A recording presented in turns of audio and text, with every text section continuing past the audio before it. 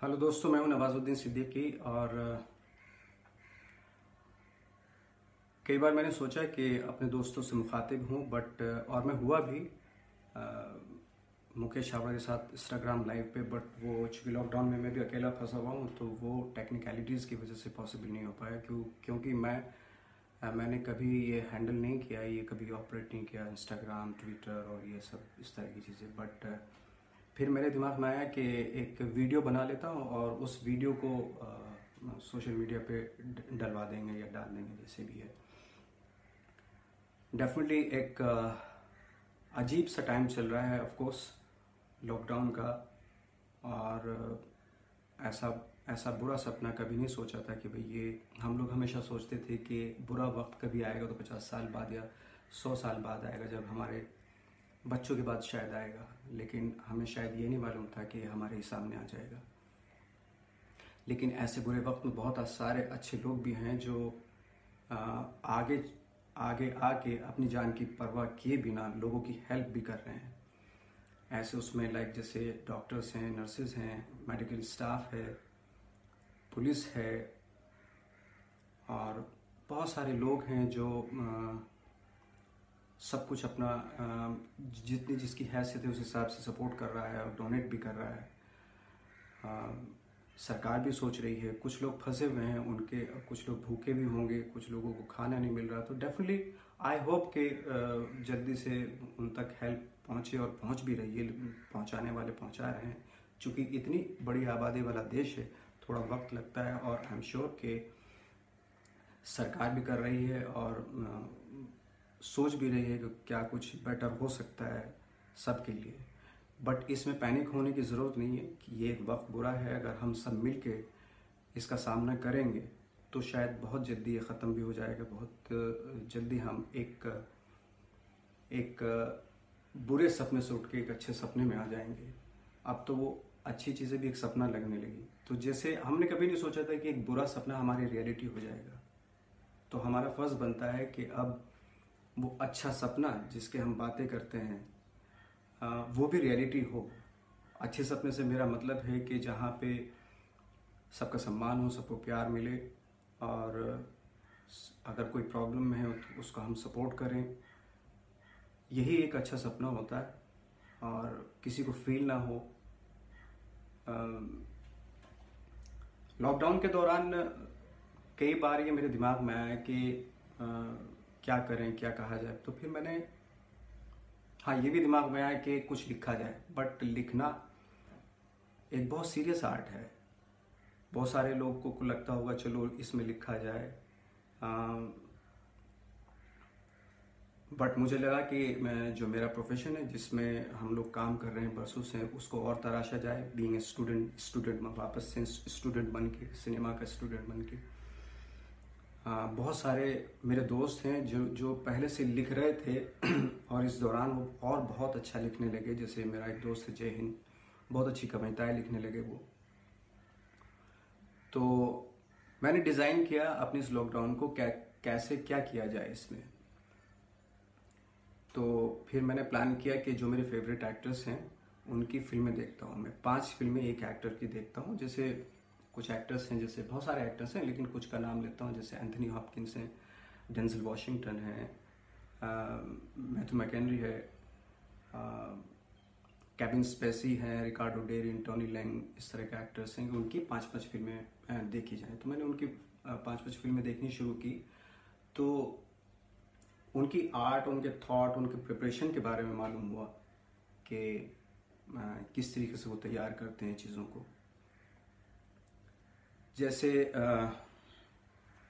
For example, जैसे मैं अगर नाम लूँ एंथनी हॉपकिंस का, तो जैसे मैंने उनकी 2 फिल्मों का जिक्र करता हूँ मैं उनकी। एक टू पॉप्स थी और एक remains of the day. Remains of the day में वो हार्डकोर बटलर बने हुए हैं, बहुत ही प्रोफेशनल बटलर बने हुए हैं, जो अपने मालिक के हाजी के ताबेदार होते हैं। लाइक अगर उनके मालिक ने कहा कि आज रात को बोला कि दिन है, तो वो उनको मालूम है कि रात ही है, बट वो सर हिला देंगे, क्योंकि उनका फोकस सिर्फ अपने काम पे है। तो धीरे धीरे आपको लगने लगता है कि वो इतना जेन्युइनली, इतना उस प्रोफेशन को इतना अच्छे तरीके से उन्होंने अपनाया, तो लगने लगता है कि जेन्युइनली लगने लगता है कि ये बरसों से बटलर है। इवन दो कि वो उनका जिस लड़की को लेके, मिस कीटन को लेके अगर उनका इमोशन भी है तो वो भी जाहिर नहीं करते ही कि शायद मेरे प्रोफेशन में थोड़ी कमी आ जाएगी अगर मैं उसके सामने अपने इमोशन को जाहिर करूँगा। तो ये एक बात थी। वहीं दूसरी फिल्म उनकी जब मैंने देखी टू पॉप्स, तो टू पॉप्स में पादरी बने हुए, फिल्म जहाँ से शुरू होती है तो वो तो बीच से कहीं से हो रही है, लेकिन एक्टर की जो प्रिपरेशन होती है उससे पहले से शुरू हो जाती है। वहीं से वो अपना एक वर्ल्ड बनाने लगता है, क्योंकि वो प्रीस्ट हैं तो प्रीस्ट के बारे में उन्होंने बहुत सारी जानकारी, रिसर्च वर्क किया होगा, उनके डायरेक्टर्स ने उनको बताया होगा। और कहते हैं ना कि acting is not a complete art, वो बहुत सारे कंपोनेंट्स से मिल के बनती है। फॉर एग्जांपल जैसे उसमें मेकअप का भी बहुत बड़ा हाथ होता है, कॉस्ट्यूम का भी, सेट का भी, बैकड्रॉप जितनी भी है, तो सारी चीज़ें जैसे हमारे संस्कृत प्लेज में भी कहा गया है, संस्कृत नाट्यशास्त्र में भी कहा गया है कि आहार्य, वाचिक, सात्विक और आंगिक अभिनय, 4 प्रकार के अभिनय होते हैं, तब जाके आप कंप्लीट कैरेक्टर लगते हैं। तो उनकी ये इच्छा है कि जो जिस पॉप को जब ये पदवी मिली है तो वो उस पदवी को कैंसिल करना चाहते हैं, लेकिन एंथनी हॉपकिंस का जो कैरेक्टर, जो पॉप का जो दूसरे पॉप हैं, वो चाहते हैं कि अपने जो रिजाइन पे रिकंसिडरेशन करें। उसमें हो सकता है उनका अपना कुछ पर्सनल इंटरेस्ट हो या क्या इंटेंशन है, तो इस वजह से तो फिल्म जहाँ से शुरू होती है वो धीरे धीरे पॉप लगने लगते हैं, क्योंकि उनकी स्टडी बहुत है एज एन एक्टर उन्होंने जो किया। तो थोड़ी देर के बाद रियलाइज होना था ये बरसों से पॉप हैं दोनों। तो कहने का मतलब ये है कि जब हम कोई कैरेक्टर करते हैं, तो जैसे हम लोगों के यहाँ पे मेथड एक्टिंग को हवा समझा जाता है, वो हवा नहीं है, बल्कि जब आप कोई कैरेक्टर करते हैं तो करते तो आप ही हैं, लेकिन आप दूसरे होने का इम्प्रेशन देते हैं, तो उसमें कॉन्शियसली अनकॉन्शियसली, चाहे आप ट्रेंड हो ना हो, वो मेथड एक्टिंग ही कहलाई जाती है। फॉर एग्जाम्पल जैसे गब्बर सिंह अमजद खान ने किया, अमजद खान ने बहुत सारे रोल किए, लेकिन किया तो गब्बर सिंह अमजद खान नहीं है। तो चूंकि वो ऐसा माहौल के बीच में इनेक्ट कर रहे हैं, तो हालांकि अमजद खान साहब तो बहुत पढ़े लिखे एक्टर थे, तो ऑफकोर्स डेफिनेटली उन्होंने कॉन्शियसली या अनकॉन्शियसली मेथड एक्टिंग को फॉलो किया था, तो इसलिए वो गब्बर सिंह लगने लगते हैं कुछ टाइम के बाद। तो मैंने रियलाइज किया कि एक्टर तो वही होता है, लेकिन चूंकि सिचुएशन बदल जाती है, उस एक्टर अपना थॉट बदल देता है। उसी भले ही एक्टर बहुत इंटेलिजेंट हो, पर्सनली बहुत इंटेलिजेंट हो, लेकिन जब आप कोई कैरेक्टर करते हैं तो उसी थॉट, जितना उसकी आईक्यू है, जितना उसका दिमाग उस कैरेक्टर का, उतना ही सोचना पड़ता है। तो डेफिनेटली अगर आप जेन्युइनली उसको, ऑनेस्टली उसको फॉलो करेंगे तो आप बिलीवेबल लगने लगते हैं। एक बात तो ये। दूसरी बात ये कि बहुत सारी फिल्में ऐसी थी जो शायद बहुत कम लोगों ने देखी हैं, जो फेस्टिवल की फिल्में ज़्यादा पसंद करते हैं उन लोगों ने देखी हैं, लेकिन मेरा पर्सनल ओपिनियन है कि वो उस तरह की फिल्में ज़रूर देखनी चाहिए जो बॉक्स ऑफिस से बहुत आगे की चीज़ होती हैं। वो उसमें जैसे बहुत सारी फिल्में हैं जो मैंने आपको बताऊंगा, जो हिडन जेम थी एक तरह से। उन फिल्मों को देख के एक लाइफ दिखती है उन फिल्मों को देखने के बाद। तो ये फिल्में थी जैसे Dheepan, DHEEPAN, Dheepan, I Daniel Blake, Paris is us, catch the wind, loveless, shoplifters, Atlantics and Capernaum. तो ये फिल्में थी जो आई थिंक कहते हैं ना कि लॉस्ट इन ट्रांसलेशन या गर्त में चली गई थी कहीं। मैंने और मेरे दोस्त ने, हमने मिलकर, दोनों ने मिलकर डिसाइड किया कि वो फिल्में देखी जाएं जो हैं तो बहुत अच्छी, लेकिन इतना ज़्यादा ना तो उनका बॉक्स ऑफिस हुआ, ना इतना ज़्यादा वो लाइमलाइट में हुई।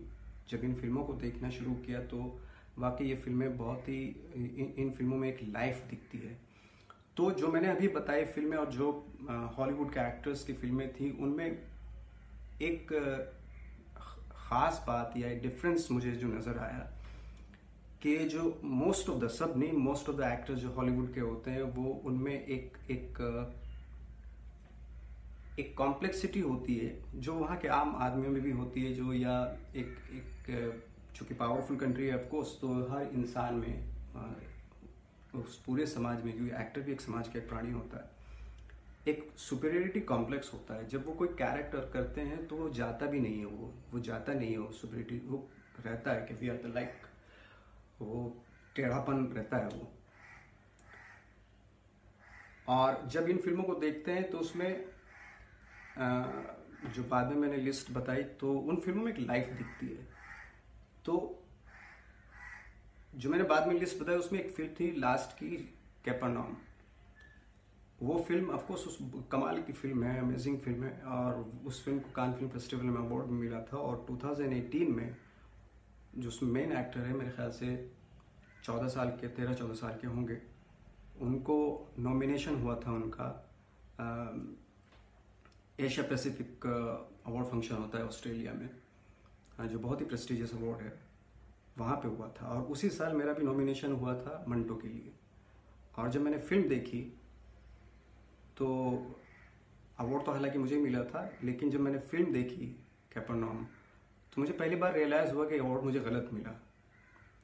हालांकि मंटो मेरे दिल के बहुत करीब थे, मैंने बहुत मेहनत की थी, बट उन सब चीज़ों के बावजूद भी मुझे पहली बार ऐसा महसूस हुआ कि यह अवार्ड उस एक्टर को मिलना चाहिए था। तो ऑफकोर्स जो मैंने फिल्में बताएं और ये कैपर्नाउम, ये फिल्म ज़रूर देखें आप।